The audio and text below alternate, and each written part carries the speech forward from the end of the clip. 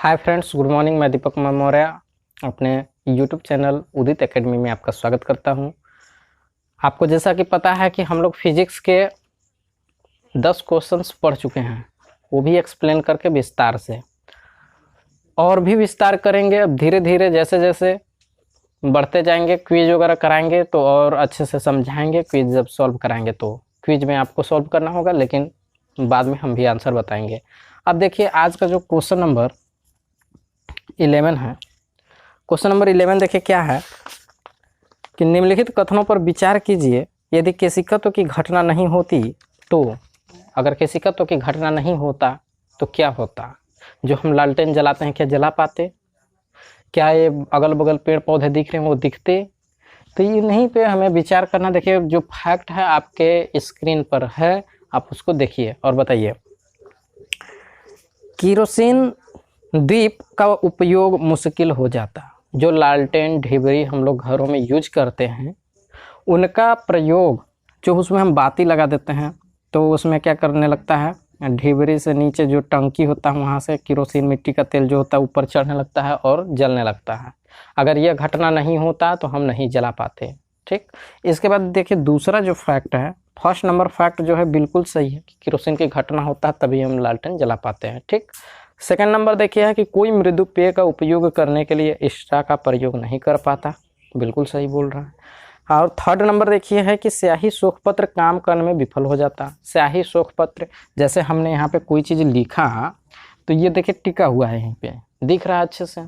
ये किसके कारण है? केशिकत्व के कारण है। केशिकत्व के कारण ये नीचे सूख लिया, जिससे टिका हुआ है। नहीं तो अगर केशिकत्व की घटना नहीं होता तो ये नीचे बह नहीं जाता, तब नहीं लिखने पाते। ठीक, अच्छे से नहीं होता। इसके बाद देखिए फोर्थ नंबर है कि बड़े पेड़ जिन्हें हम अपने चारों ओर देख रहे हैं, पेड़ पौधे, ठीक, वो पृथ्वी पर नहीं उगते। पेड़ पौधे भी हैं पृथ्वी पर, तो किस कारण से हैं? केशिकत्व के कारण ही दिखाई दे रहे हैं। अपने जड़ों से पानी वगैरह खींचते हैं तो किसके कारण? केशिकत्व के कारण ही ऊपर जाता है।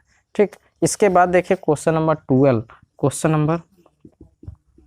नंबर 12 इस तरह का है कि केश नली में द्रव का ऊपर चढ़ना या नीचे उतरना निर्भर करता है। आपके स्क्रीन पर सारे फैक्ट दिए हुए हैं, सारे तथ्य हैं, क्वेश्चंस हैं, पढ़िए और बताइए। देखिए तो क्वेश्चन नंबर जो 11 था, इसका चारों के चारों फैक्ट थे, सब सही थे।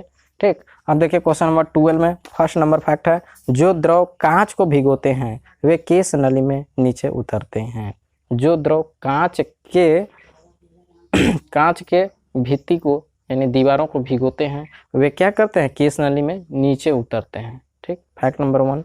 अब फैक्ट नंबर देखिए 2 क्या है कि केश नली जितनी पतली होगी द्रव उतना ही अधिक चढ़ेगा या नीचे उतरेगा। यह बात नीचे चढ़ेगा या उतरेगा, यह बात निर्भर किन पे करता है? जो आपका बर्तन है उसमें द्रव जैसा होगा, अगर श्यान होगा, गाढ़ा होगा तो वह नीचे ही रहेगा। जैसे पारा वगैरह होता है ना, मान लीजिए ये पतली कोई कांच है और ये बर्तन में देखिए जल भरा हुआ है, तो इसमें अगर इसको हम ऐसे भिगोते हैं तो इसमें जो द्रव होंगे क्या करेंगे? या तो यहाँ तो ऊपर ऐसे चढ़ जाएगा या तो नीचे ही ऐसे रह जाएगा। तो ये किस कारण से होता है? द्रव की प्रकृति पर निर्भर करता है। ठीक, और कांच जितनी पतली होगी उतना ही गुण वैसा ही व्यक्त करेगा ऊपर और नीचे। इस बात को ध्यान रखिए। यह भी क्या है? सही फैक्ट था दूसरा। और थर्ड नंबर देखिए, जो द्रव कांच को भिगोते नहीं हैं वे केश नली में ऊपर चढ़ते हैं। ठीक, तो ये जो भी फैक्ट है तीनों के तीनों क्या है? सही है। इसके बाद देखिए क्वेश्चन नंबर 13। क्वेश्चन नंबर 13 क्या है कि न्यूटन की गति के नियम से संबंधित कथनों पर विचार कीजिए। फर्स्ट नंबर है कि न्यूटन की गति के प्रथम नियम से बल की परिभाषा निकलती है। बिल्कुल सही बोला फर्स्ट नंबर। ठीक, और सेकंड नंबर है कि न्यूटन की गति से दूसरे नियम से जड़त्व का व्यंजक प्राप्त होता है। बिल्कुल गलत कह रहा है। फर्स्ट नियम से जड़त्व के नियम का परिभाषा हमें मिलता है। फर्स्ट नियम न्यूटन जी का क्या था कि यदि कोई वस्तु विरामावस्था में है तो विरामावस्था में ही रहेगा, अगर वह कोई गति की अवस्था में है, एक समान रूप से चल रहा है तो एक समान रूप से ही गति करता रहेगा, जब तक कि उस पर क्या नहीं किया जाएगा? बाह्य बल नहीं लगाया जाएगा। तो इस बात को क्या रखिए, ध्यान रखिए। इसके बाद आता है क्वेश्चन नंबर 14। क्वेश्चन नंबर देखिए 14 क्या है कि ग्रहों की गति से संबंधित केपलर के नियम के लिए सत्य नहीं है। आप अपने स्क्रीन पर देख रहे हैं जो भी तथ्य लिखे हुए हैं, 4 तथ्य हैं, उनका अध्ययन कीजिए। देखिए फर्स्ट नंबर है कि प्रत्येक ग्रह सूर्य के चारों ओर एक दीर्घ वृत्ताकार कक्षा में परिक्रमा करते हैं। बिल्कुल सही बात बोल रहे हैं कि प्रत्येक ग्रह, जितने भी ग्रह हैं, सूर्य के चारों ओर क्या करते हैं, घूमते रहते हैं। ठीक। और दूसरा जो फैक्ट है, पहला वाला फैक्ट क्या था, पहला वाला फैक्ट बिल्कुल सही है।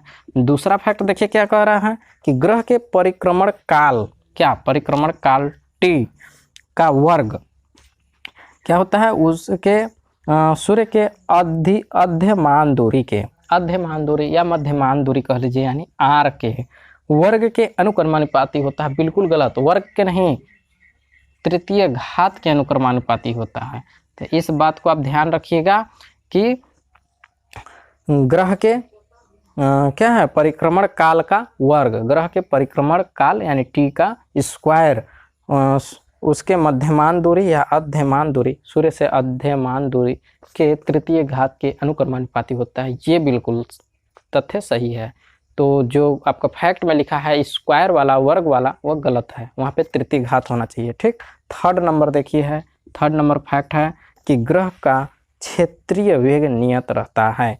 ग्रह का क्षेत्रीय वेग नियत रहता है, बिल्कुल सही। और चौथा है उपर्युक्त सभी सत्य हैं। नहीं, दूसरा वाला गलत था। ठीक, उसको सही किया हम लोगों ने। अब क्वेश्चन नंबर 15, क्वेश्चन नंबर देखिए 15 क्या है।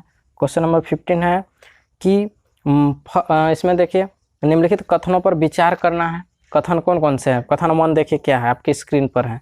मापन के निर्देश मानक को मात्रक कहते हैं। मापन के निर्देश मानक को मात्रक कहते हैं, बिल्कुल सही। सीजीएस प्रणाली में 3 मूल मात्रकों यानी लंबाई, द्रव्यमान और समय के लिए क्रमशः सेंटीमीटर, ग्राम और सेकंड है। यह कथन क्या है, सही है।